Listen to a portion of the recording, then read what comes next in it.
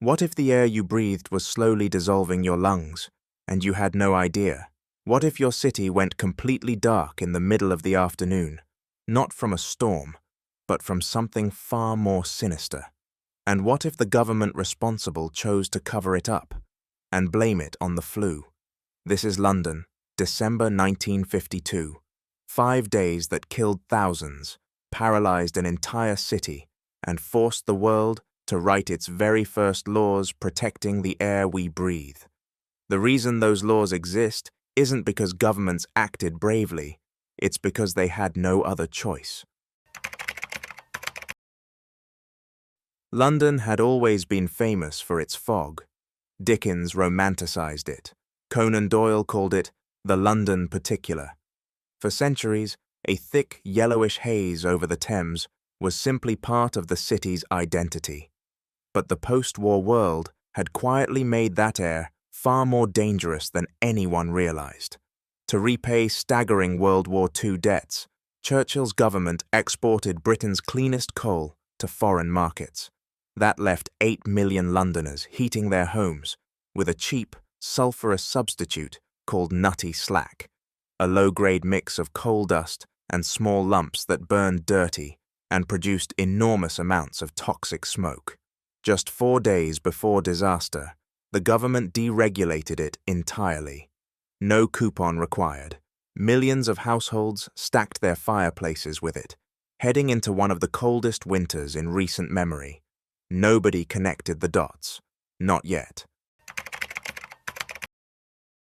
On the night of December 4th, an anticyclone settled invisibly over the Thames Valley and created what meteorologists call a temperature inversion, a warm air lid that sealed cold, stagnant air at street level.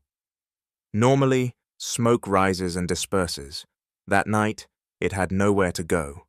And here's the cruel twist. London's new coal-fired power stations along the Thames, Battersea, Bankside, Fulham, had just been fitted with washing systems designed to clean their emissions. But the process cooled the exhaust gases. Instead of rising, the cold, sulfur-rich plumes slumped directly to the ground, right where people were breathing. By dawn on December 5th, a dome of toxic air 50 kilometers wide and 60 meters thick had sealed itself over the city, yellow-black, thick as grease, reeking of rotten eggs. What nobody knew yet, what the world wouldn't understand for another 60 years, was what was happening inside each one of those fog droplets. By Saturday the 6th, visibility across large parts of London had dropped to less than half a meter. People could not see their own feet. The sun vanished entirely. A hospital doctor walking a 400-yard route he'd taken every day of his working life became completely lost. He felt his way along brick walls and read street signs by hand. A funeral director named Stan Cribb described driving his hearse through darkness that felt like somebody had set a load of car tires on fire. Elsewhere, people walked off the edges of docks into the Thames, not from despair, but because they couldn't see where the ground ended. What made this smog uniquely lethal wasn't solved until 2016. A Texas A&M research team finally reconstructed the chemistry. Sulfur dioxide, nitrogen dioxide, and water were combining inside fog droplets to produce concentrated sulfuric acid. As morning sun partially burned the fog away, the remaining droplets became even more potent.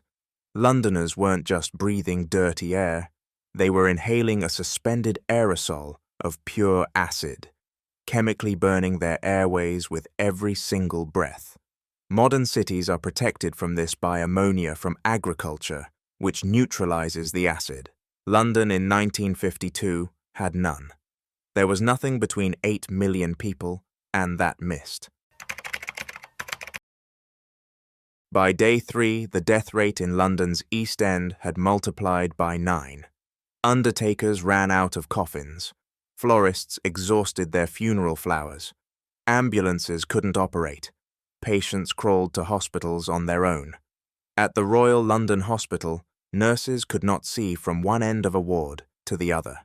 When westerly winds finally broke through on December 9th, the official death count was 4,000, but a second catastrophe was beginning, and this one was entirely man-made. Churchill's government moved to contain the political damage. The Minister of Health publicly dismissed the crisis. Harold Macmillan privately wrote a cabinet memo proposing the government should seem very busy while committing to nothing. And when deaths continued rising into 1953, the real total approaching 12,000, the Ministry of Health blamed a sudden influenza epidemic, an epidemic that modern epidemiologists have definitively proven never happened. The cover-up bought time. Not enough. A government inquiry called the Beaver Committee published its findings in late 1954, and a backbench Conservative MP named Gerald Nabarro forced a reckoning. He introduced a bold Clean Air Bill, directly implementing the committee's recommendations. Cornered, the government struck a deal. He would withdraw his bill, they would legislate. Stronger, they promised. The result was the Clean Air Act of 1956, the world's first modern environmental protection law. It created legally enforced smoke control areas across British cities, banned dark smoke from industrial chimneys, and provided grants for households to switch from coal to cleaner fuels. For the first time in history, it criminalized pollution from private homes, establishing that protecting public health from man-made pollution was a legitimate function of government.